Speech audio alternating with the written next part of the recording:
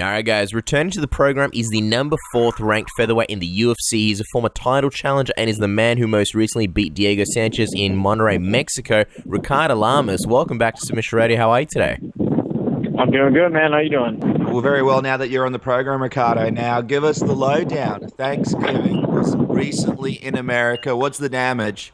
How much food did Uh, Ricardo Lamas eat? What kind of weight class are we coming back to? Are we looking at heavyweight? Tell us what happened. it wasn't too bad. I definitely had my fair share of food, and it was good. So I had a great time hanging out with the family, and I didn't do too much damage. What is the best thing you ate with your family? Is anyone cooking up any secret recipes? Any Ricardo Lamas favorites? The turkey my brother made was really good this year. It was marinated and in like a lot of garlic and other stuff, so it was real juicy and it was delicious. What do you know? Do you know anything about this thing going around? I just read about recently, like a chicken stuffed in a duck, stuffed in a turkey. You heard about this? A Tedurkin? Yeah. Yeah. What is this? Yeah. Is this? I've heard yeah. about it. I've never seen it myself, but I do know what you're talking about. Yeah, I hear it's a big treat. Now, let's get to business, Ricardo. After the fight with Diego, we saw a picture you posted on your Facebook of fight cankles. Your cankles looked, or your ankles looked insanely swollen. Tell us about that. Did they hurt? Were you injured, or was it just an aesthetic thing? Basically, I was hitting him hard with those kicks. On one of the last ones, we kind of connected shin to shin, and I gave myself a dead leg, and I just saw that it was hurting him more, so I just kept throwing him harder and harder. And I think that, with a combination of the change in pressure in the airplane, really swelled my leg up pretty good. So I just took a picture of it when I got home. But now, all the swelling's gone, and the leg feels fine now. Was it both of them, or was it just one? It was just the leg that I was kicking him with that swelled up. Well, fighting a guy like Diego Sanchez, a guy who was on the first Ultimate Fighter, who is very well known, who will most likely go down as a Hall of Famer, did that change the way you felt about the fight at all on a personal level? It just made me excited. He's a great competitor. He's a great guy to fight against. I've been a fan of his for a long time. So it was just an honor to be able to step in there with him, and gave me a lot of motivation to get in the gym and train really hard. In the sport, fighters sometimes they come face to face with their idols or people they look up to. Was there anything like that for you? And did you in any way feel bad that you were going to have to beat a guy that is a hero to possibly yourself, but definitely many Latinos and a lot of people out there? No, there's no hard feelings. We all know why we're in the sport. We all know what we're in for. And when we step in that octagon, it's straight business. We could respect each other outside of the cage, but inside of the cage, we're gonna try and take each other's heads off. Well, let's talk about the fight for a second, because, it was a great fight. The performance itself from yourself was very dominant, but Diego gave you a very good fight. Even though he's known for going to war in the octagon, he was also not having a very good run recently, entering a new weight class. Was any part of you surprised at the way he kept coming and how he fought? No, not at all. That's classic Diego Sanchez. He keeps coming at you the entire fight. It doesn't matter how badly you're beating him; he's still going to stay in your face and bring it to you. So it was no surprise that's what he did with me. What did you think at the weigh-ins? Because a lot of people saw just how drawn out Diego looked. And I don't know about you, but a lot of people were like, oh my God, how's he going to perform the very next day the way he looks? Anything like that go through your mind when you saw him at the weigh-ins? No, I kind of took all that stuff and put it out of my head, and I really prepared for the best Diego Sanchez that there is. So I didn't want to go into the fight banking on the weight cut being a factor or anything like that. I just went in there and concentrated on what I do best. Were you surprised when you heard him with those kicks and then you followed up with some head strikes, just the way he kept coming? Did you think at that moment that you were going to put him away? There were a couple moments where I thought he was going to go down, but, he's just a really tough competitor, and he stuck in there. And, the reason I started using those calf from experience, when I started going to train down in Miami at MMA Masters, that's something that they've been using for a really long time. And I felt it, and it hurt like hell. So, I picked it up and I started using it. So it didn't surprise me that they were hurting him, because I felt them and I know how they feel. Let me ask you, Ricardo, in the third round, it didn't seem like you focused your targeting on that leg. Was there a particular reason for that? In the third round, what was the question? It didn't seem like you focused your targeting on that leg. Was there a reason why you laid off his leg for that third round? He just, I was trying to set up those kicks a little more. I didn't want to just throw it out there. He knew they were coming, and I didn't want to risk him checking it and me hurting my ankle. So I started going upstairs and looking for the head kick because he was expecting the low kick. And later on in the round, I started finding that low kick again, and was hurting him with it again. Before the fight, you spoke about the matchup and just the way that it was a bit of an odd one, didn't necessarily make sense. Are you somewhat relieved that the fight went the way it did? Because obviously you'd be happy with the win, but obviously because a loss to an unranked guy like Diego Sanchez would have really pushed you back in the division and cooled any title aspirations. Yeah, definitely. It was a risky fight for me to take, given my position in the featherweight division. But it was just a fun fight, Diego is a guy that always brings it, and like I said, it's a very memorable fight for myself, and I'm definitely glad it ended up the way it did. Looking back on it, it was a really good fight, but I guess going into it, did you think it was strange they would give you a guy like Diego, considering his recent unfortunate run at lightweight, whereas you're ranked number 4th in the division and on a short list of title contenders? Yeah, at first it was kind of surprising, but given the location of the event in Monterrey, Mexico, I think it was just a great fight for the fans, and I think that's why the UFC went the way they did with it. Speaking of title aspirations, you're obviously a tremendous fighter and a top featherweight. However, there have been criticisms about your style in the past that you're sometimes too calculated. You're also a guy who keeps a fairly low profile. You're not exactly saying outlandish things. Do you think that this fight did a lot for you because of the sheer excitement factor and just because of the fact that you went to war? Yeah, I think every win helps out your career, and every great performance helps out your career, and I think this one did help me a lot, and hopefully, another fight or two, and I'll be back in title contention. Let's talk about the time after you lost to Chad Mendes, Ricardo, because we didn't really hear much from you after that happened. Obviously, Chad went on and he fought Conor McGregor, a fight that everybody knows about. Tell us about what that time was like for you, because you were right there on the cusp of yet another title shot. It was a tough loss against Chad. How did you bounce back from it? What were you getting up to in that time?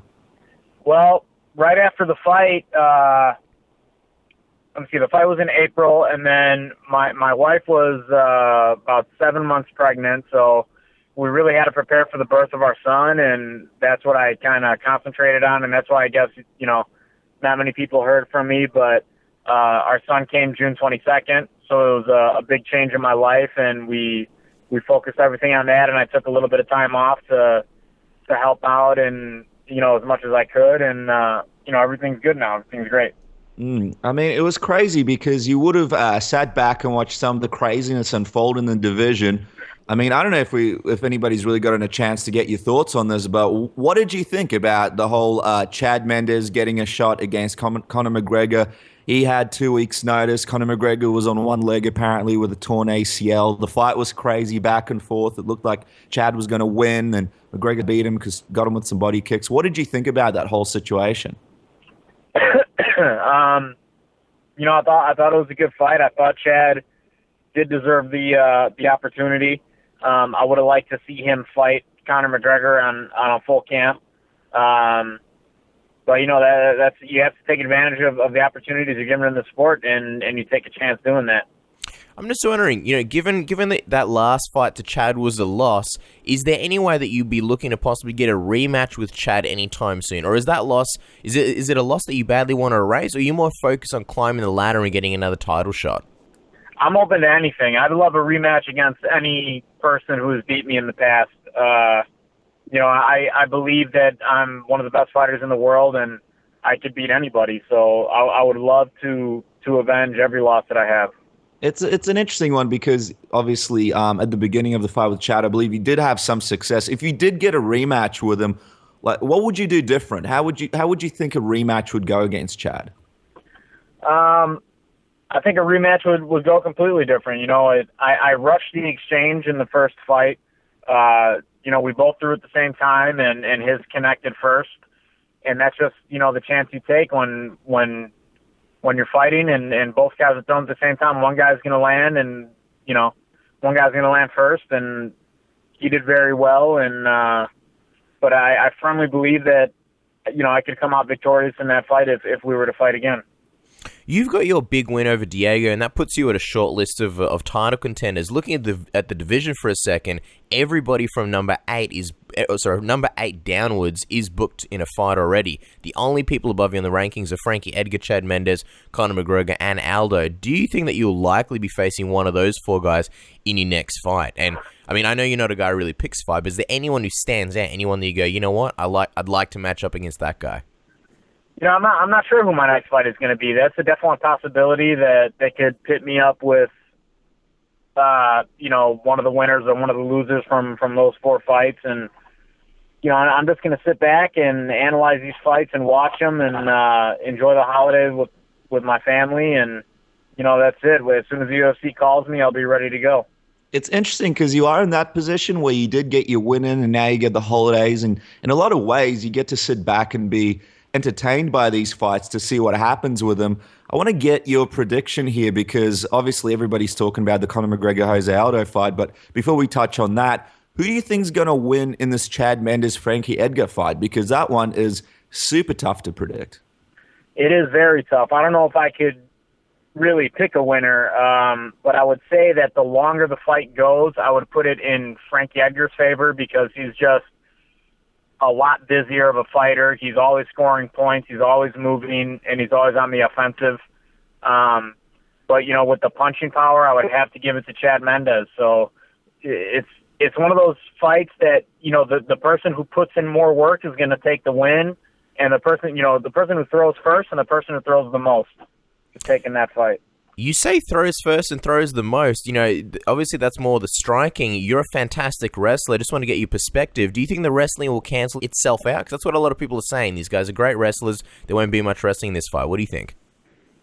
I think both guys do a great job of mixing up their wrestling. I think Frankie Edgar disguises his shots and takedowns a little better than Chad Mendes does. So Frankie, he's got those tricky takedowns where it looks like he's coming in striking and he'll catch you off balance and get you with the knee pick. So I don't think that they're going to shy away from the wrestling. I think they both do a good job of mixing up their especially Frankie, mixing up his striking with his wrestling. So I wouldn't be surprised to see a little bit of grappling in this fight. You, Chad, Frankie, as well as others, has already faced Aldo before. If Conor McGregor beats him, do you think it opens up the division because then all those matchups and more become fresh again? Yeah, definitely. I think it would definitely open up the division, and we'll just have to sit back and see what happens on December 12th. Be honest, is there part of you hoping that Conor beats Aldo so that you're more likely to get that title shot? No, I'm not cheering for McGregor at all in this fight. I think Aldo has more weapons in his arsenal, and I think he's going to take the fight.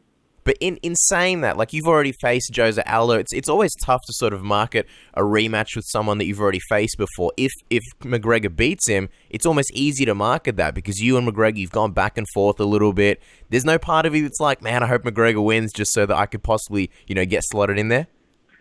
No, I think a fight with me and McGregor, if he stays in the featherweight division, I think that fight is bound to happen. So whether he wins or loses, I think it'll happen sooner or later. A lot of people are giving McGregor this fight, and obviously because of the dominant performances he's had, the fact that he's been such a great trash talker. In your opinion, how close will this fight be? Is it still going to be a blowaway to Aldo, or are you actually giving McGregor a chance in this fight? Everybody has a chance in any fight, and I think it really depends on how Aldo is going into this fight mentally. It depends on if McGregor's gotten inside his head and if Aldo fights with emotion or not. Because if he starts fighting with anger, he's going to make mistakes, and that's exactly what McGregor wants. So it really depends on how smart Aldo is and how smart he fights. We were watching some of the embeddeds recently. Actually, someone's kind enough to put through a compilation of all the moments between McGregor and Aldo. What do you think? Do you think McGregor has gotten into Aldo's head? from some of the videos that I've seen, it does look like he's frustrated him a little bit. But we'll see what happens. Now, obviously, people know you somewhat campaigned for a fight with Conor when you made some funny parody videos about him in the past. Do you think you'll make some more in the future to possibly pursue the UFC to book that fight? And would you make any about Jose Aldo? Or are these parody videos exclusively to Conor McGregor? Set the record for us, Ricardo. The parody video was exclusively for McGregor because he was just talking a lot of shit. He was talking a lot of shit about me and other people in the division. So I wanted to put something out there, and that's when I see that guy. That's what I see. That character that I did, like that. That's how I see him in my eyes. I know it's a lot of the stuff that he says is a show for the cameras and just kind of fake. So to me, it's like a funny character like that when I see him talk. So that had to go out there, and it was fun to do it. And would I do another one? If I could make it as funny as the first one, I would, and we'll see. But as far as Jose Aldo, you wouldn't do any parody videos like that just because of, I guess, he conducts himself differently? I don't know. I wouldn't be opposed to doing any parody videos, of anybody as long as they're. I could do a parody video of Aldo and have it be tasteful and funny, and he'd probably think it's funny too, and I think that'd be fine. This is something to think about. Yeah. I feel like you missed the boat with Diego Sanchez, Ricardo. I have to be honest with you. There could have been a lot of parody videos made. But on that note, we're going to jump over to the tap-out round and finish out the interview. As you know, tap-out round, fun questions, word association, first thing that comes to mind. Are you ready, Ricardo? I'm ready. All right. We saw you gave Abel a driving lesson on Instagram. Be honest with us. What were the casualties? No casualties. The car was in park the whole time. Okay, good. And Abel is Ricardo's son, for those guys just wondering. Give us a crazy Mexico story from your latest trip down there with your fight with Diego Sanchez. Crazy Mexico story. My dad is like very old school, very, he doesn't drink. He doesn't like drinking at all, anything like that. So after the fight, we all wanted to go out and party, and my dad was like following us around like a stalker the whole time, like making sure that we weren't drinking. And eventually we gave up and like went and got tacos at 3 a.m. and then went to bed. It was like Denzel Washington in A Man on Fire, making sure nothing happens to you. Now, Ricardo, tell us, who's Thor and what exactly did he do to you in Sturgis? Oh, Thor is the guy that works for Harley Davidson. And he was just my contact down there. He was just a real cool guy. Took me out. We had some drinks and stuff like that, and just a great guy. And then he put me in a chokehold at the end. The guy's fucking hands are like bear claws. He's gigantic. That's why I call him Thor, I guess. So Thor's not actually his name. That's just a nickname because he's a massive dude. Yeah, that's his nickname that he's had since high school, and he's just massive. Any chance, Ricardo, you'll wear your 4th of July outfit to the Octagon one day? There's always a chance, man. Always. Ricardo, will Mullets ever make a comeback? And do you think it's because people enjoy business in the front and party in the back? I sure as hell hope so. I used to have a mean mullet back in the 90s when I was a kid, so I'd love to bring that sucker back. Yeah, I think you need to bring it back, if only for one fight, Ricardo. Now, will Ricardo Lamas be dressed as Santa Claus this Christmas? I did it last year, so I'm thinking I'm going to do it again this year for the kids. Do you think there's anything creepy about a guy with a beard sliding down people's chimneys and eating cookies, drinking milk, and leaving presents? With a beard, no. If it were a mustache, I think that's very creepy, but a beard makes it kind of okay. Yeah, that's true. If you have a mustache like that, it means you're a porno guy, nothing else. Is someone laughing in the back, Ricardo? Do you have company listening to this? No. Yep, Ricardo, you there? Cut out for a second. Yeah, I'm here. Okay, cool. Can you hear me? Yeah. Finally, if the UFC could give you one matchup as a Christmas present, who would it be and why, Ricardo? Who are you hoping for? The winner of the fight on December 12th. And let's do one. Let's do one for fun's sake. If it could be any person from any division, a dream matchup, and you could be in any weight class, who would it be? You can go for anyone in any company. I'd have to go for the guy that started the whole thing, Royce Gracie. Well, he's fighting Ken Shamrock, so let me quickly get your thoughts on that. Who do you think is going to win in the Ken Shamrock Royce Gracie fight? Whoever doesn't have a heart attack halfway through the fight. it's gonna be an interesting one to watch. There you go. You heard it there from Ricardo Lamas. Well, can't wait to see who you get matched up against. Ricardo, it's always a pleasure having you on the show. And don't forget to follow Ricardo Lamas on Twitter at Ricardo Lamas MMA. Yeah, thanks a lot, guys. Thanks for having me on the show.